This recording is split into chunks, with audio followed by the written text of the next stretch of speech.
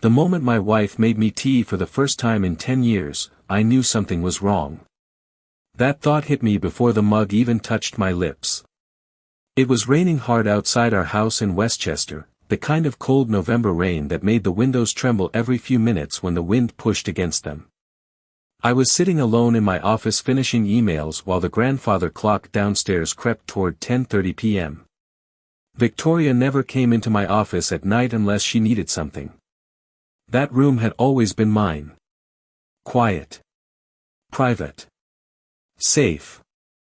So when the door slowly opened behind me and I saw her standing there holding a steaming white mug with both hands, every instinct in my body sharpened immediately. "Chamomile tea," she said softly. "You've barely slept this week."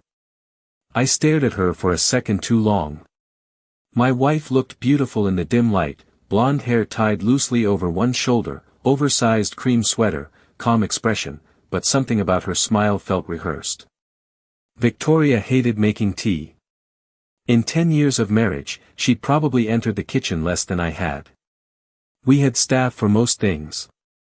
Yet here she was carrying tea upstairs herself at nearly 11 o'clock at night like some perfect suburban wife from a commercial. "Since when do you make tea?" I asked with a small laugh. She gave a quick shrug.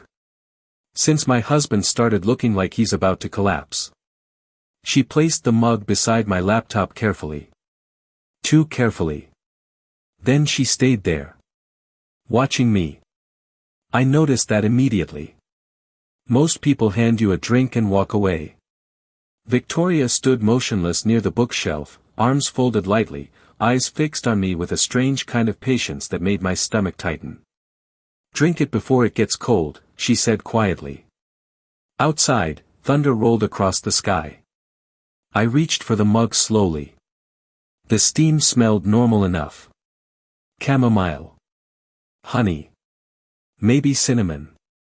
But the second the tea touched my tongue, I tasted something bitter underneath the sweetness. Not strong. Faint. Hidden. My hand stopped halfway back to the desk.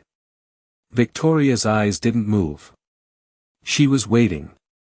In that moment, every tiny thing from the last few months suddenly replayed in my mind all at once.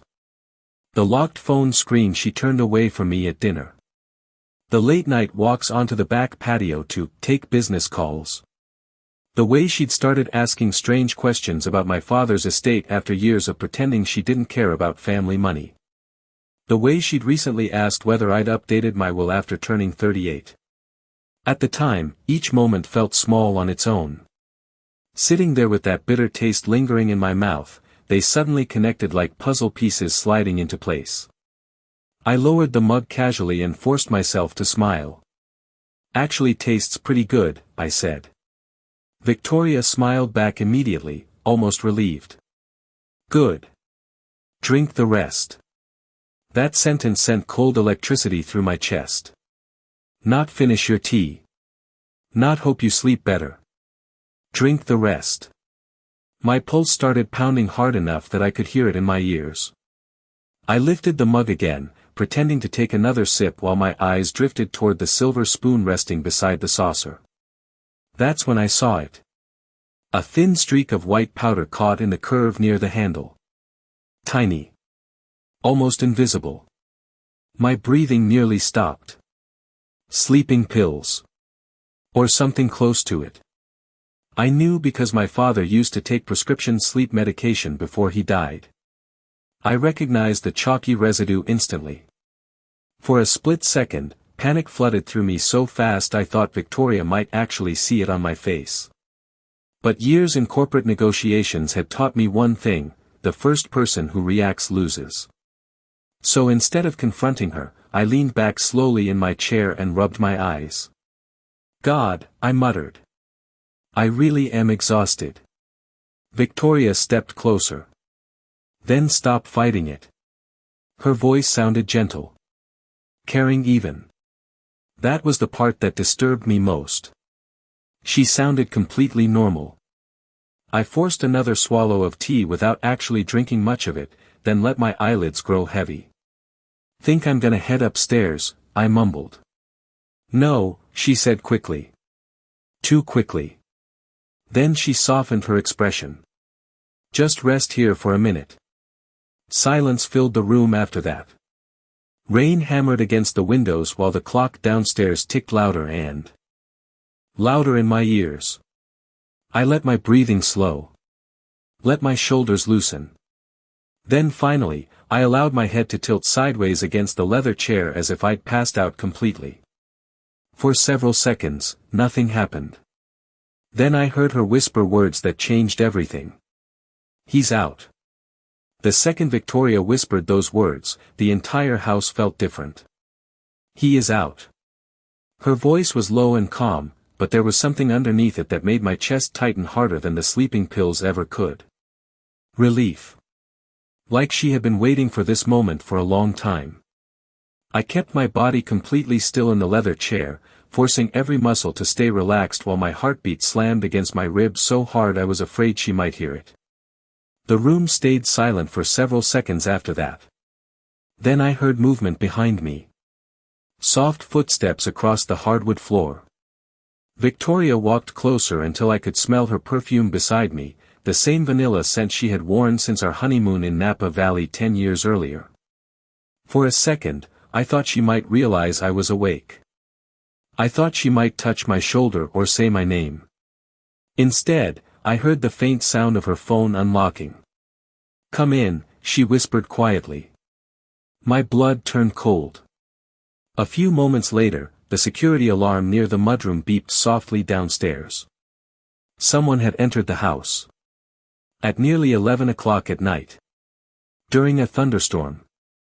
I stayed motionless, eyes barely open enough to catch blurred shadows moving across the office walls. Heavy footsteps echoed from downstairs toward the staircase. Slow. Deliberate. Definitely male. Every instinct screamed at me to get up immediately, but something deeper told me to wait. Watch first. Understand later. The footsteps stopped outside my office door. Then a man spoke in a low voice I did not recognize. "How much did he drink?" Victoria answered immediately. "Enough." I felt a chill crawl slowly up my spine. Not because of fear alone. Because of how natural they sounded together. Like this was not their first secret conversation. Thunder shook the windows again while the stranger stepped into my office. Through my half-closed eyes, I saw a dark dress. Shoes stop only a few feet away from me. The man smelled faintly of rainwater and cigarette smoke. "He looks completely out," he said quietly. Victoria let out a nervous breath. "We do not have much time." Papers rustled nearby. Then I heard something metallic slide across my desk. A key. My stomach tightened immediately. There was only one key Victoria did not know existed. The hidden key to the private archive room connected to my office. I had installed that room years ago after inheriting my father's estate. Even most of our staff did not know it existed behind the built-in bookshelf. Yet somehow, she had the key. "You said he never comes in here," the man whispered. "He does not," Victoria replied. "Not since his father died." Hearing my father mentioned sent another wave of unease through me. My father had been dead for nearly 20 years, killed in what police ruled a rainy highway accident outside Albany. The case closed quickly. Too quickly, according to my mother before she passed away years later. I remembered her crying alone in the kitchen once when I was 16, whispering that rich families buried secrets better than bodies. At the time, I thought grief had broken her. Now, lying motionless in the dark while strangers stood inside my office, her words came rushing back into my mind with terrifying clarity. I heard the soft click of the hidden door opening behind the bookshelf. My pulse jumped instantly. Nobody except me should have known how to access that room. "Hurry," Victoria whispered. "If he wakes up before midnight, we are done." The stranger let out a short laugh. "After the dosage you used? He will not wake up until morning." My jaw tightened so hard it actually hurt. Dosage. They had planned this carefully. This was not panic or improvisation. Whatever they came for tonight, they had prepared for it in advance. The hidden room light switched on, casting a faint glow across the office floor. From where I sat, I could see part of the open doorway reflected in the glass cabinet beside my desk. Files. Boxes. Old records. They were searching through everything my father left behind. Victoria suddenly spoke again, softer this time. Find the hospital records first. Hospital records. My breathing nearly broke right there. Then the stranger answered with a sentence that made my entire body go cold. If Adrian sees what really happened to his mother, everything falls apart. For a second, I forgot how to breathe. My mother had been dead for 12 years. Officially, it was heart failure caused by complications from stress after my father's accident. That was the story everyone repeated at every family gathering, every holiday dinner, every awkward conversation where people lowered their voices around me like I was still a grieving teenager instead of a 38-year-old man. But now, hearing a stranger say those words inside my own house while my wife searched through hidden family records beside him made something crack open deep inside my chest. Where are the files? The man whispered impatiently. I heard drawers sliding open inside the archive room. Papers shuffled rapidly. Victoria sounded nervous now. He moved things after the lawyers came last spring. Lawyers. My mind raced immediately. 3 months earlier, attorneys handling the Cole family trust had visited the estate after a tax dispute involving old medical holdings my father once owned. I barely paid attention at the time. I hated dealing with family business. The entire fortune felt poisoned after losing both parents so young. Victoria, on the other hand, suddenly became unusually interested in everything connected to the estate after that meeting. She asked questions constantly. About ownership structures. Offshore accounts. Hospital investments. At the time, I thought she simply wanted to help. Now I realized she had been searching for something specific the entire time. Lightning flashed outside the office windows, briefly illuminating the reflection in the glass cabinet near me. I could finally see the stranger more clearly. White male. Mid-40s. Expensive charcoal coat soaked with rainwater. Sharp jawline. Dark hair beginning to gray near the temples. He looked familiar in the unsettling way strangers sometimes do when your brain almost recognizes them before your memory catches up. Then he removed his glasses and rubbed his eyes tiredly. My stomach dropped instantly. I knew him. Not personally. From photographs. His name was Richard Bennett. One of the attorneys who worked with my father before the accident. I had not seen him in nearly 20 years. Everyone believed he retired after my father died. I found something, Richard suddenly said. My pulse jumped harder. Victoria stepped closer. What is it? Silence filled the room for several seconds. Then I heard paper unfolding slowly.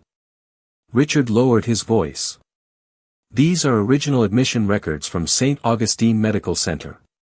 Victoria inhaled sharply. That hospital burned down years ago. Exactly, Richard replied quietly. These records were supposed to disappear with it.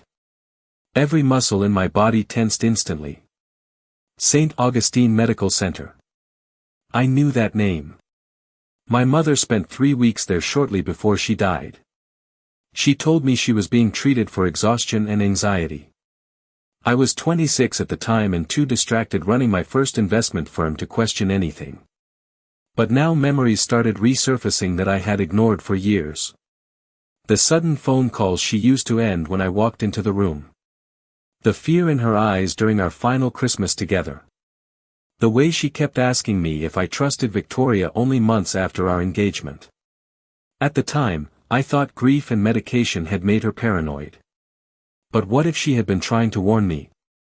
Thunder rattled the windows violently enough to shake the office floor. Richard spoke again, even quieter now. If Adrian ever reads this file himself, everything connected to his father collapses. Victoria answered immediately. Then we take the records tonight and finish this before he wakes up. Finish this. The words echoed in my head while cold realization spread through me slowly and completely. Whatever was happening inside my house tonight was not just about money. It was about secrets buried long before Victoria ever entered my life. And somehow, my parents had died in the middle of all of it. The strangest part was not hearing them talk about my parents. It was realizing how calm Victoria sounded while doing it. There was no panic in her voice. Anymore. No hesitation. The woman standing inside my hidden archive room sounded organized, prepared, almost practiced. Like she had rehearsed this moment long before tonight. I stayed completely still in the chair while rain battered the windows around the estate and the old floorboards creaked softly beneath their footsteps. Richard continued flipping through documents somewhere inside the hidden room. There are more files missing, he muttered. Adrian moved something important. Victoria answered immediately. Then we find it before he wakes up. I heard another cabinet open. Metal scraped softly against wood. My mind raced through every possible explanation, but none of them made sense anymore. Why would my wife drug me just to search through old hospital records? Why involve one of my father's former attorneys? And why did they sound terrified of me seeing those files? The office suddenly filled with another sound. A cassette tape clicking inside an old recorder. My heartbeat nearly stopped. I had not heard that sound in years. Please tell me this thing still works, Richard whispered. Static crackled faintly through the room. Then a man's voice emerged from the tape recorder, weak and distorted by age. If anything happens to me, do not trust anyone connected to Saint Augustine. Every hair on my arm stood up instantly. It was my father's voice. Older. Exhausted. Afraid. I almost reacted right there. I almost opened my eyes and demanded answers. But then Victoria spoke softly, and the fear in her voice changed everything again. Turn it off. Richard hesitated. You heard this before. Only pieces of it, she admitted quietly. I told you we should have destroyed these years ago. Destroyed them. My father had recorded evidence of something before his death, and somehow my wife already knew about it. Thunder rolled outside while the tape continued crackling softly. They are watching the family, my father's voice continued. If Adrian ever learns the truth about his mother, he cannot stay in this house. The recording abruptly stopped. Silence filled the office again. I felt physically cold now despite the warmth from the fireplace nearby. My father died when I was 18. My mother died 8 years later. And somehow both of them had been connected to the same hospital, the same secrets, the same fear. Richard let out a slow breath. You were right. He cannot see any of this. Victoria lowered her voice. That is why tonight matters. I heard papers sliding into a folder. Then footsteps moved closer toward the office entrance again. I quickly relaxed my jaw and forced my breathing slower before they re-entered the room. Richard stopped only a few feet from me. You are sure he drank enough? He asked quietly. Victoria answered with absolute confidence. He barely made it through half the mug. A long silence followed. Then Richard said something that made my stomach twist harder than anything else that night. After tomorrow, none of this will matter anyway. Tomorrow. My mind caught onto the word immediately. Something was supposed to happen tomorrow. Something big enough that they believed tonight was their final chance to remove evidence before it happened. I heard Victoria walk toward the window beside me. Rainwater slid down the glass while lightning illuminated her reflection faintly across the dark office. She looked exhausted now. Not guilty. Not emotional. Just tired. Then she whispered something so quietly I almost missed it. I did not think I would actually feel bad lying to him this long. Richard answered without hesitation. You stopped being his wife a long time ago, Victoria. Those words stayed in my head long after the room fell silent again. You stopped being his wife a long time ago. I lay there motionless in the chair while the storm outside grew heavier, trying to understand how my life had somehow split into two different realities without me noticing. In one reality, Victoria was my wife of 10 years. The woman who stood beside me at charity galas, spent Christmas mornings wrapped in blankets beside the fireplace, and kissed me goodbye every morning before work. In the other reality, she was standing 3 feet away helping a man search through hidden family records after drugging my tea. And somehow, both versions of her existed at the same time. Richard zipped the folder closed. Sharply. This is enough for tonight, he said.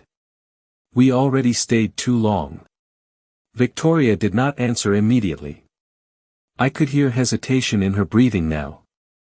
Then she asked the question that changed everything again. What if he remembers something? Richard sounded irritated. About what? His mother, she whispered. The hospital. The recordings. Anything. Richard laughed quietly under his breath. Victoria, Adrian was protected from this his entire life. His father made sure of that. Protected. The word echoed in my mind strangely. My father was not a warm man. He believed emotions made people weak. After my mother died, he practically buried himself inside work until the accident killed him 2 years later. Yet somehow, according to Richard, he spent years hiding something from me intentionally. Lightning flashed again, illuminating the office for half a second. This time I caught a clearer reflection in the cabinet glass. Victoria looked pale. Not manipulative. Not cold. Afraid. Tomorrow changes everything, Richard continued quietly. Once the board signs the transfer agreement, the estate finally moves out of Cole control permanently. My pulse jumped instantly. Transfer agreement. The emergency board meeting scheduled for tomorrow morning suddenly made horrifying sense. Earlier that week, one of our financial directors pushed aggressively for restructuring several family-owned medical investments connected to my father's old companies. I almost postponed the meeting because I hated corporate politics. Victoria encouraged me not to cancel. She even reminded me twice about attending. Now I understood why. Whatever they were hiding was connected directly to those companies. He cannot see those files before the meeting, Richard said firmly. If he delays the signatures, everything falls apart. My mind raced so fast it almost hurt. They were not just stealing information tonight. They were trying to keep me ignorant long enough to sign something tomorrow. Something important enough to risk drugging me inside my own home. Richard suddenly lowered his voice. Did you delete the security footage? Victoria answered immediately. Only the downstairs. Cameras. A cold wave moved through my chest. They missed the office system. My father installed an independent internal security network years ago after a kidnapping threat against one of our relatives. Most people in the house forgot it even existed because it recorded separately from the visible cameras connected to the main server. Victoria apparently forgot too. Somewhere inside the estate, hidden drives were recording every second of this conversation. Every whispered secret. Every file they touched. I forced myself not to react while adrenaline surged through my body so hard I could barely stay still. Then Richard said something that made the entire situation even darker. There is still one problem. Victoria's voice tightened instantly. What now? Richard paused for several seconds before answering. The recording mentioned someone else. Silence filled the office again. Even the storm outside seemed quieter for a moment. Who? Victoria asked softly. Richard lowered his voice almost to a whisper. Someone your husband already knows. The moment Richard said those words, the entire room seemed to tighten around me. Someone your husband already knows. My mind immediately started searching through names, faces, memories, trying to connect impossible pieces together while I remained perfectly still in the chair. Victoria spoke first. "That is not possible," she whispered. "The original list was destroyed." Richard let out a tired breath. "Apparently not all of it." Papers shifted again inside the hidden archive room. I could hear him flipping through documents more aggressively now. "Your husband's father kept backups of everything. Financial records. Hospital reports. Internal correspondence. He was paranoid near the end." Near the end. That phrase hit me harder than it should have. My father had changed dramatically during the final year before his accident. He installed additional security around the estate. Fired 2 longtime employees without explanation. Started carrying a leather briefcase everywhere, even inside the house. At 18 years old, I assumed grief had finally broken him after losing my mother. Now I wondered if he had simply been afraid. Victoria lowered her voice carefully. "Does Adrian know about the board members connected to Saint Augustine?" "No," Richard answered immediately. "At least we do not think so." The word sent another chill through me. Board members. This was bigger than family secrets. Bigger than inheritance. Whatever happened at Saint Augustine Medical Center somehow involved people still connected to my father's companies decades later. Then why are we still doing this? Victoria suddenly asked. Her voice sounded strained now, almost emotional. If the records are incomplete anyway, why risk tonight at all? Richard stayed silent for several seconds before answering. Because someone else started looking. My heartbeat quickened instantly. Who? Victoria asked quietly. Richard hesitated. A reporter from Chicago. I nearly reacted again.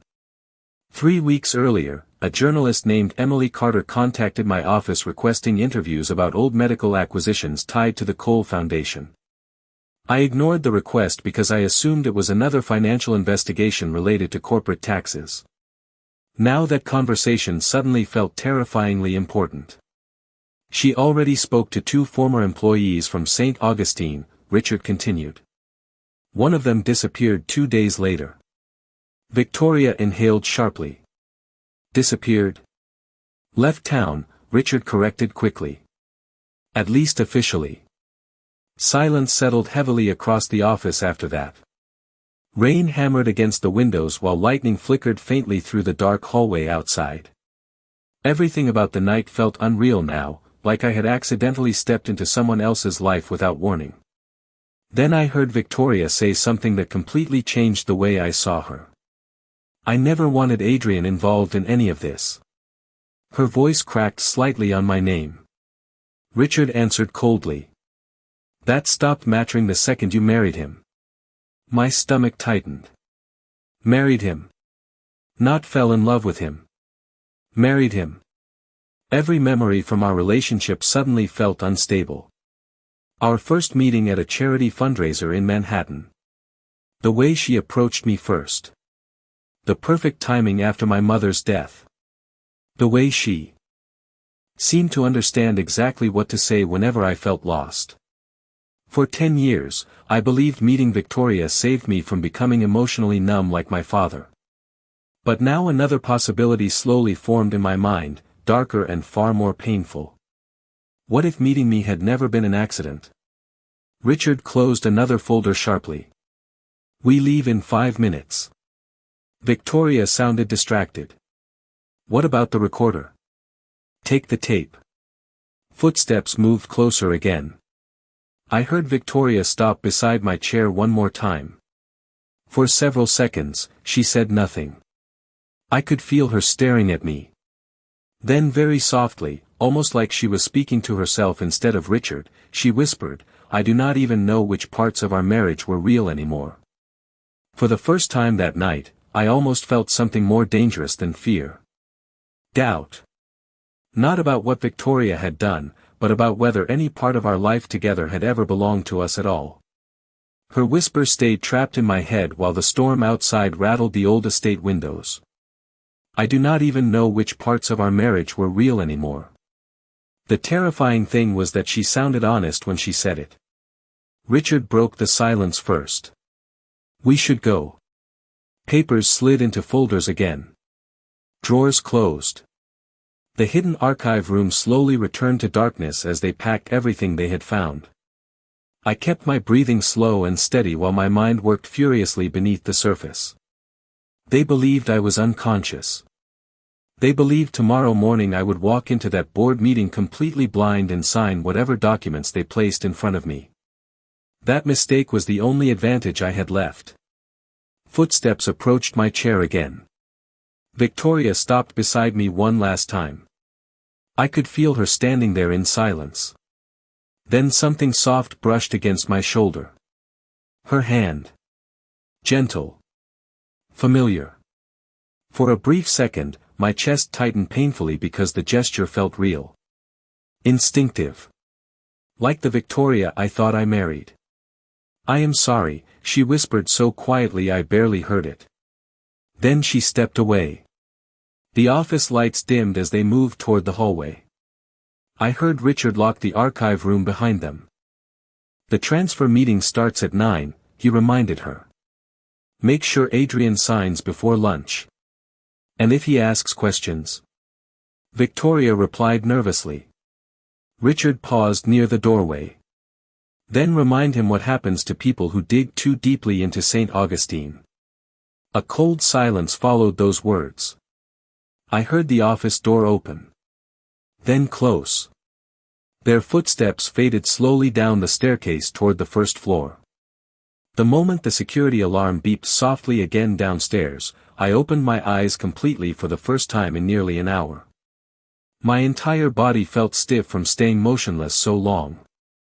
Rain streaked across the tall office windows while thunder rolled through the hills surrounding the estate. For several seconds, I just sat there staring into the darkness, trying to process what had happened inside my own home. Then survival instincts finally took over. I stood up immediately and crossed the office in 3 quick steps toward the hidden archive room. My hands shook slightly as I unlocked the bookshelf entrance. Inside, the room looked disturbed but not destroyed. File boxes sat partially open across the floor. Old medical records covered the desk beneath the dim overhead light. The cassette recorder remained beside an empty whiskey glass my father once used decades earlier. But the tape itself was gone. Victoria took it. I moved quickly through the remaining documents, searching for anything they missed. Hospital invoices. Corporate merger records. Handwritten notes from my father. Most of it looked incomplete, like pieces removed from a much larger puzzle. Then I noticed something strange near the back wall. One of the storage drawers was not fully closed. I pulled it open carefully. Inside sat a sealed yellow envelope with my name written across the front in my father's handwriting. My stomach tightened instantly. The envelope looked old, edges faded from time. Under my name, my father had written a single sentence in black ink. If you are reading this, do not trust Richard Bennett. I stared at the words for several seconds while thunder shook the house again. Then another realization hit me even harder. Richard never checked this drawer. Which meant either he did not know the envelope existed, or my father hid it specifically for me to find after everything else collapsed. My pulse pounded violently while I tore the envelope open with trembling hands. Inside was a photograph. And the second I saw the face standing beside my father in the picture, every remaining piece of certainty in my life disappeared. The photograph nearly slipped from my hands the second I recognized the woman standing beside my father. It was Victoria. Younger by at least 15 years, maybe more. Blonde hair shorter than it was now, standing outside Saint Augustine Medical Center beside my father and Richard Bennett. My chest tightened so violently I had to grip the edge of the desk to steady myself. The picture was old, faded near the corners, but there was no mistake. It was her. My wife somehow knew my father long before she ever, accidentally, met me in Manhattan. I stared at the image while rain slammed against the windows behind me and every memory from the last decade twisted into something unrecognizable. The charity gala where we first met suddenly replayed in my mind with horrifying clarity. Victoria approaching me alone near the champagne table. The exact way she smiled when she heard my last name. The way she already knew details about my mother before I ever mentioned them. At the time, I thought it was coincidence. Now coincidence no longer existed in my life. My hands shook as I turned the photograph over. There was handwriting on the back. My father's handwriting. November 12, 2003. If anything happens to me, find out why she was there. I felt physically sick reading those words. 2003. Victoria would have been around 19 years old. I had never even met her back then. Why was she standing beside my father outside a hospital connected to my mother's death? And why did my father sound afraid of her years before she entered my life? Thunder exploded outside so loudly it rattled the hidden room shelves. I forced myself to think clearly. Panic would destroy me faster than whatever secrets surrounded Saint Augustine ever could. I searched the envelope again carefully and found a folded piece of paper. Hidden beneath the photograph. This one was typed, not handwritten. The paper contained only 3 names. Richard Bennett. Victoria Sinclair. Eleanor Cole. My breathing stopped for a second when I saw my mother's name. Sinclair. I had never heard that last name connected to Victoria before. Her maiden name was supposedly Hastings. That was the name on our marriage license. The name on every legal document I had ever seen. But now another possibility formed slowly in my mind. What if even her identity had been fake? I quickly searched through the remaining files scattered across the desk until I found an old hospital intake form from Saint Augustine. Half the document was damaged from water stains, but one section remained readable. Emergency psychiatric observation. Patient requested protection from family associates connected to Cole Medical Holdings. My pulse thundered in my ears. Patient name, Eleanor Cole. My mother had not been treated for stress or exhaustion.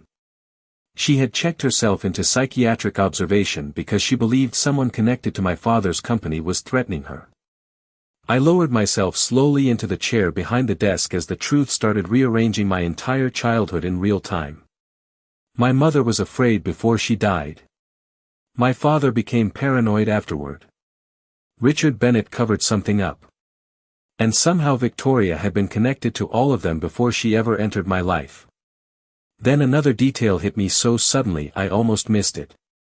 Victoria Sinclair. Sinclair. My eyes moved instantly back toward the photograph. Beside my father and Victoria stood a hospital sign listing administrative staff. One name near the bottom was barely visible beneath rain damage on the picture. Dr. Helen Sinclair. My chest tightened hard. Sinclair was not Victoria's real last name. It was her mother's. Which meant Victoria was not randomly connected to Saint Augustine. She was connected by family. A sudden sound downstairs snapped me out of my thoughts.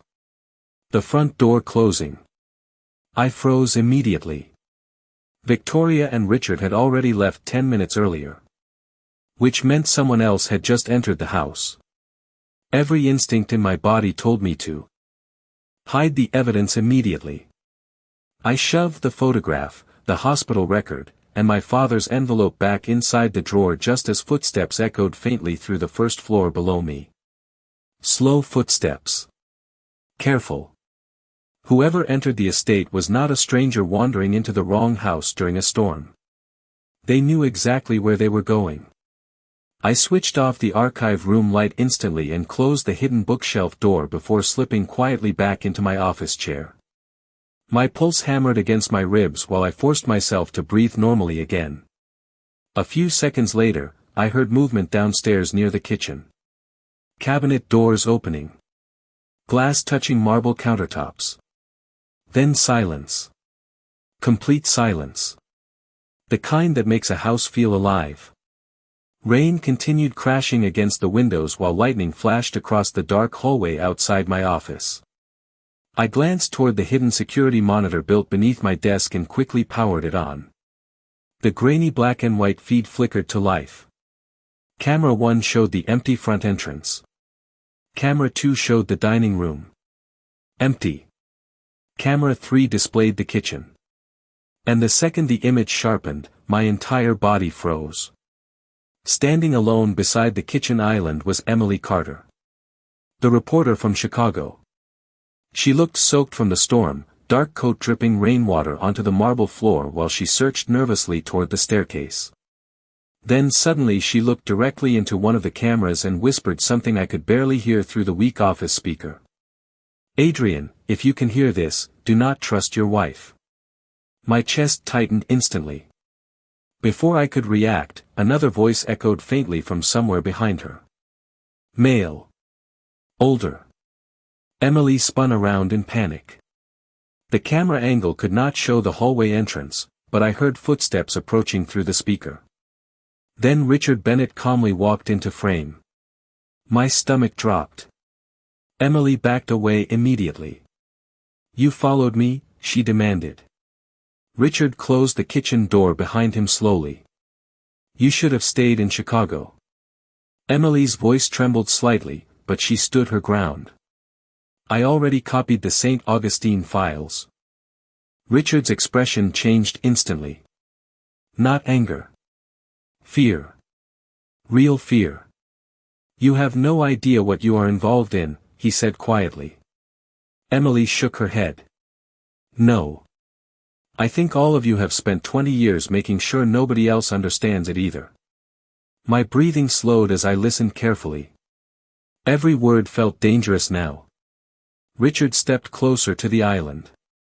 The Cole family was never the problem. Emily stared at him. Then why did Eleanor Cole try to expose the hospital before she died?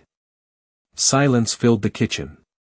Even through the weak speaker, I could hear the storm outside pressing against the estate walls like the entire night was holding its breath. Then Richard answered with a sentence that changed everything one final time. "Because Eleanor discovered the patients were not actually sick."